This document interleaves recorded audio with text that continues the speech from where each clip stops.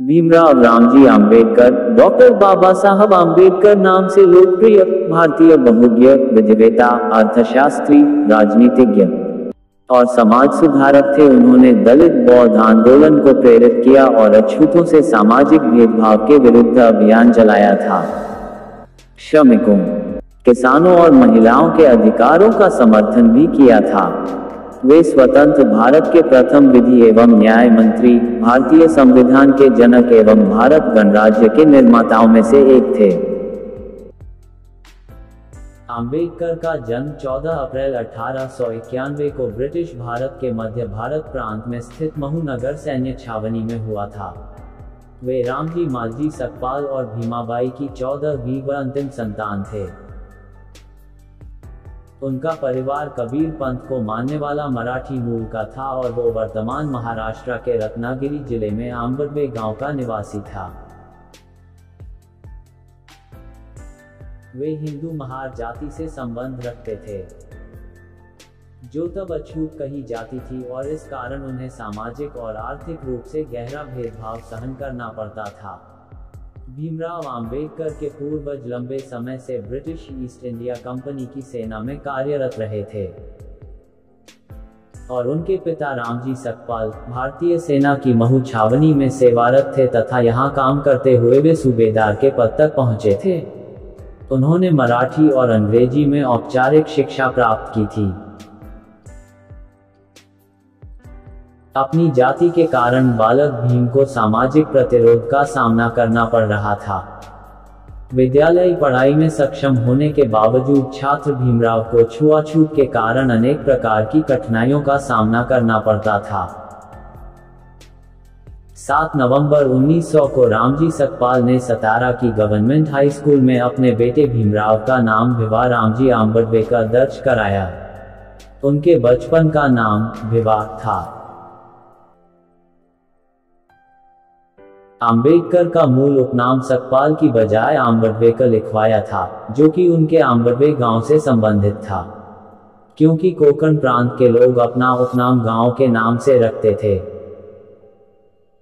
अतः आम्बेडकर के आम्बडवे गांव से आम्बेडकर उपनाम स्कूल में दर्ज करवाया गया। बाद में एक देवरुखीय ब्राह्मण शिक्षक कृष्णा महादेव आम्बेडकर, जो उनसे विशेष स्नेह रखते थे, उन्होंने उनके नाम से आम्बेडकर हटाकर अपना सरल आम्बेडकर उपनाम जोड़ दिया। तब से आज तक वे आम्बेडकर नाम से जाने जाते हैं।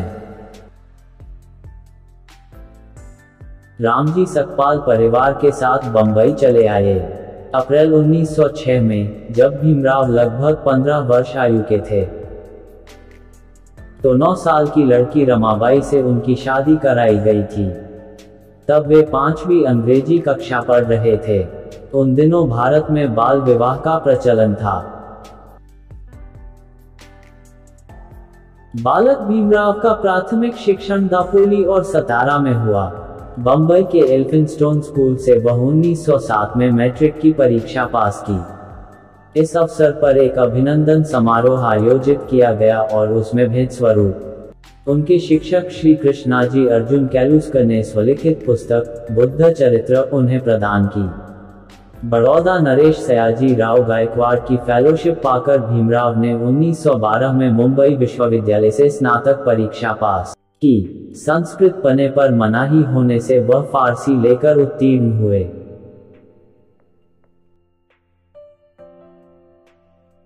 BA के बाद MA के अध्ययन हेतु बड़ौदा नरेश सयाजी गायकवाड़ की पुनः फेलोशिप पाकर वह अमेरिका के कोलंबिया विश्वविद्यालय में दाखिल हुए।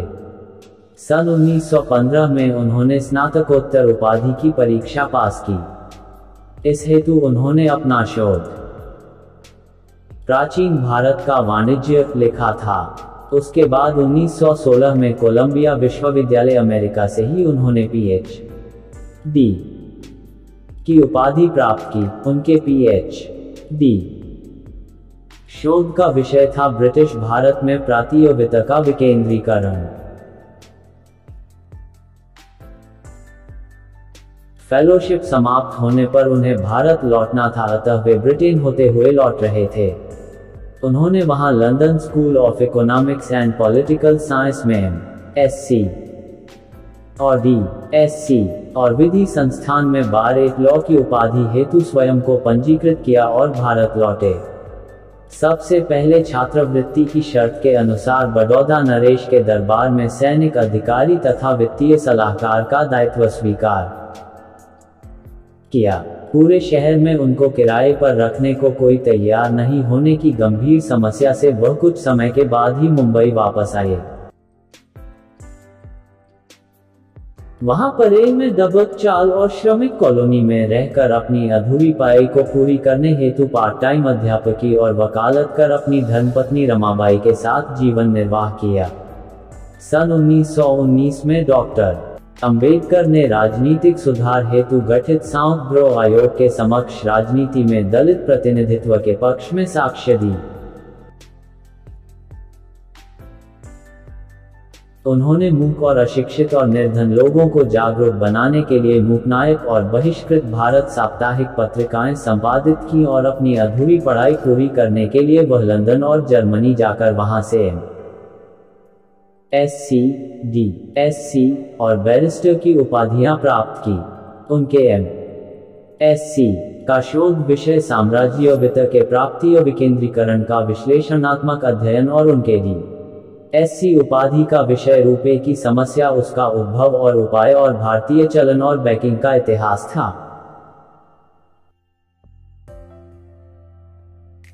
Bharat Ratna doctor B.R. अंबेडकर ने अपने जीवन के 65 वर्षों में देश को सामाजिक, आर्थिक, राजनीतिक, शैक्षणिक, धार्मिक, ऐतिहासिक, सांस्कृतिक, साहित्यिक, औद्योगिक, संवैधानिक इत्यादि विभिन्न क्षेत्रों में अनगिनत कार्य करके राष्ट्र निर्माण में महत्वपूर्ण योगदान दिया। मानवाधिकार जैसे दलितों एवं दलित आदिवासियों के मंदिर प्रवेश, पानी पीने, छुआछूत, जातिपाति, ऊंच नीच जैसी सामाजिक कुरीतियों को मिटाने के लिए मनुस्मृति दहन, महासत्याग्रह, नासिक सत्याग्रह, येवला की गर्जना जैसे आंदोलन चलाए। बेजुबान, शोषित और अशिक्षित लोगों को जगाने के लिए वर्ष 1927 से 1956 के दौरान मूकनायक, बहिष्कृत भारत, समता, जनता और प्रबुद्ध भारत नामक 5 साप्ताहिक एवं पाक्षिक पत्र पत्रिकाओं का संपादन किया।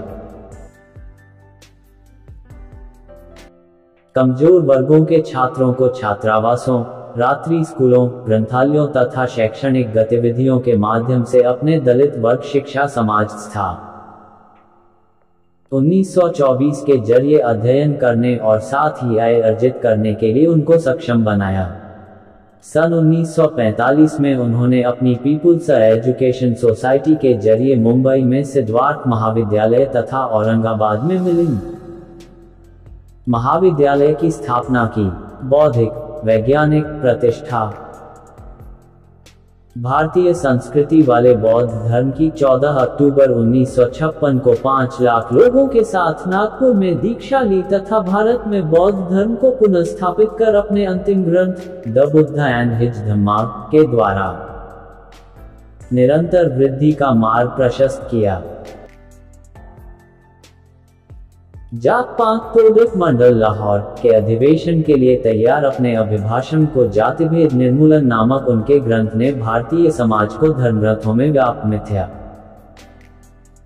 अंधविश्वास एवं अंधश्रद्धा से मुक्ति दिलाने का कार्य किया। हिंदू विधेयक संहिता के जरिए महिलाओं को तलाक, संपत्ति में उत्तराधिकार आदि का प्रावधान कर उसके कार्यान्वयन के लिए वह जीवन पर्यंत संघर्ष करते रहे। भारत में रिजर्व बैंक ऑफ इंडिया की स्थापना डॉक्टर अंबेडकर द्वारा लिखित शोध ग्रंथ रुपए की समस्या, उसका उद्भव तथा उपाय और भारतीय चलन व बैंकिंग का इतिहास ग्रंथों और हिल्टन यंग कमीशन के समक्ष उनकी साक्ष्य के आधार पर 1935 से हुई। उनके दूसरे शोध ग्रंथ ब्रिटिश भारत में प्रांतीय वित्त का विकास के आधार पर देश में वित्त आयोग की स्थापना हुई। कृषि में सहकारी खेती के द्वारा पैदावार बढ़ाना, सतत विद्युत और जल आपूर्ति करने का उपाय बताया। औद्योगिक विकास, जल संचय, सिंचाई, श्रमिक और कृषक की उत्पादकता और आय बढ़ाना, सामूहिक तथा सहकारिता से प्रगत खेती करना, जमीन के राज्य स्वामित्व तथा राष्ट्रीयकरण से सर्वप्रभुत्व संपन्न समाजवादी गणराज्य की स्थापना करना।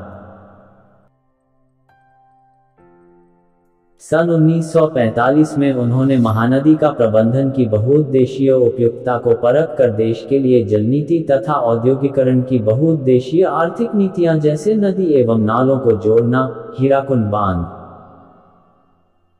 दामोदर घाटी बांध, सोन नदी घाटी परियोजना, राष्ट्रीय जल मार्ग, केंद्रीय जल एवं विद्युत प्राधिकरण बनाने के मार्ग प्रशस्त किए। सन 1944 में प्रस्तावित केंद्रीय जल मार्ग तथा सिंचाई आयोग के प्रस्ताव को 4 अप्रैल 1945 को वायसराय द्वारा अनुमोदित किया गया तथा बड़े बांधों वाली तकनीकों को भारत में लागू करने हेतु प्रस्तावित किया। उन्होंने भारत के विकास हेतु मजबूत तकनीकी संगठन का नेटवर्क ढांचा प्रस्तुत किया। उन्होंने जल प्रबंधन तथा विकास और नैसर्गिक संसाधनों को देश की सेवा में सार्थक रूप से प्रयुक्त करने का मार्ग प्रशस्त किया।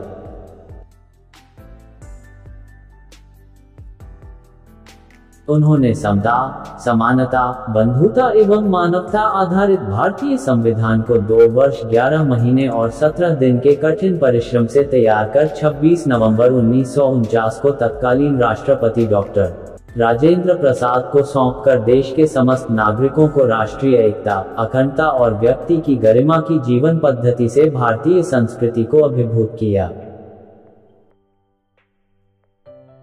वर्ष 1951 में महिला सशक्तिकरण का हिंदू संहिता विधेयक पारित करवाने में प्रयास किया और पारित न होने पर स्वतंत्र भारत के प्रथम कानून मंत्री के पद से इस्तीफा दिया। वर्ष 1955 में अपना ग्रंथ भाषाई राज्यों पर विचार प्रकाशित कर आंध्र प्रदेश, मध्य प्रदेश, बिहार, उत्तर प्रदेश और महाराष्ट्र को छोटे छोटे और प्रबंधन योग्य राज्यों में पुनर्गठित करने का प्रस्ताव दिया था, जो उसके 45 वर्षों बाद कुछ प्रदेशों में साकार हुआ। निर्वाचन आयोग, योजना आयोग, वित्त आयोग, महिला पुरुष के लिए समान नागरिक हिंदू संहिता, राज्य पुनर्गठन, बड़े आकार के राज्यों को छोटे आकार में संगठित करना, राज्य के नीति निर्देशक तत्व, मौलिक अधिकार, मानवाधिकार, कंट्रोलर व ऑडिटर जनरल, निर्वाचन आयुक्त तथा राजनीतिक ढांचे को मजबूत बनाने वाली सशक्त सामाजिक, आर्थिक, शैक्षणिक एवं विदेश नीति बनाई।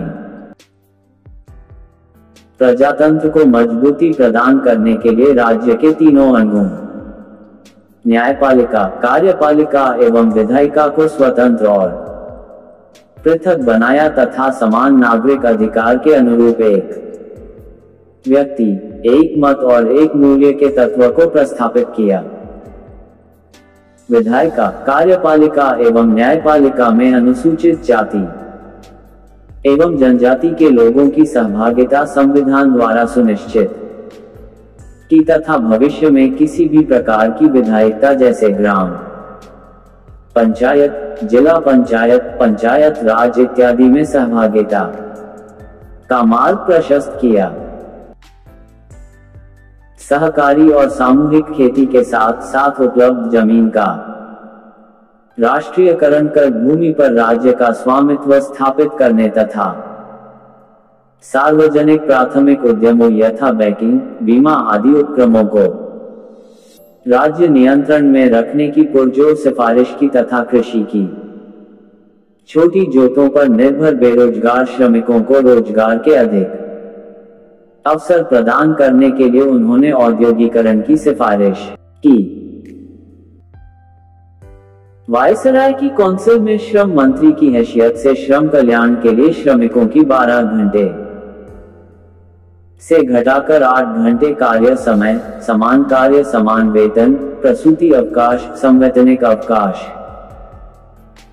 कर्मचारी राज्य बीमा योजना, स्वास्थ्य सुरक्षा, कर्मचारी भविष्य निधि अधिनियम 1952 बनाना, मजदूरों एवं कमजोर वर्ग के हितों के लिए तथा सीधे सत्ता में भागीदारी के लिए स्वतंत्र मजदूर पार्टी का गठन कर 1937 के मुंबई प्रेसिडेंसी चुनाव में 17 में से उन्होंने 15 सीटें जीती। कर्मचारी राज्य बीमा के तहत स्वास्थ्य, अवकाश, अपंग सहायता, कार्य करते समय आकस्मिक घटना से हुए नुकसान की भरपाई करने और अन्य अनेक सुरक्षात्मक सुविधाओं को श्रम कल्याण में शामिल किया। कर्मचारियों को दैनिक भत्ता, अनियमित कर्मचारियों को अवकाश की सुविधा, कर्मचारियों के वेतन श्रेणी की समीक्षा, भविष्य निधि, कोयला खदान तथा माइका खनन में कार्यरत कर्मियों को सुरक्षा। संशोधन विधेयक सन 1944 में पारित करने में उन्होंने महत्वपूर्ण भूमिका निभाई। सन 1946 में उन्होंने निवास, जलापूर्ति, शिक्षा, मनोरंजन, सहकारी प्रबंधन आदि से श्रम कल्याण नीति की नींव डाली तथा भारतीय श्रम सम्मेलन की शुरुआत की, जो अभी निरंतर जारी है, जिसमें प्रतिवर्ष मजदूरों के ज्वलंत मुद्दों पर प्रधानमंत्री की उपस्थिति में चर्चा होती है और उसके निराकरण के प्रयास किए जाते हैं। श्रम कल्याण निधि के क्रियान्वयन हेतु सलाहकार समिति बनाकर उसे जनवरी 1944 में अंजाम दिया। भारतीय सांख्यिकी अधिनियम पारित कराया ताकि श्रम की दशा, दैनिक मजदूरी, आय के अन्य स्रोत, मुद्रास्फीति, ऋण, आवास, रोजगार, जमा पूंजी तथा अन्य निधि व श्रम विवाद से संबंधित नियम संभव कर दिया। नवंबर 8, 1943 को उन्होंने 1926 से लंबित भारतीय श्रमिक अधिनियम को सक्रिय बनाकर उसके तहत भारतीय श्रमिक संघ संशोधन विधेयक प्रस्तावित किया और श्रमिक संघ को सख्ती से लागू कर दिया। स्वास्थ्य बीमा योजना, भविष्य निधि अधिनियम, कारखाना संशोधन अधिनियम, श्रमिक विवाद अधिनियम, न्यूनतम मजदूरी अधिनियम और विधिक हड़ताल के अधिनियमों को श्रमिकों के कल्याणार्थ निर्माण कराया।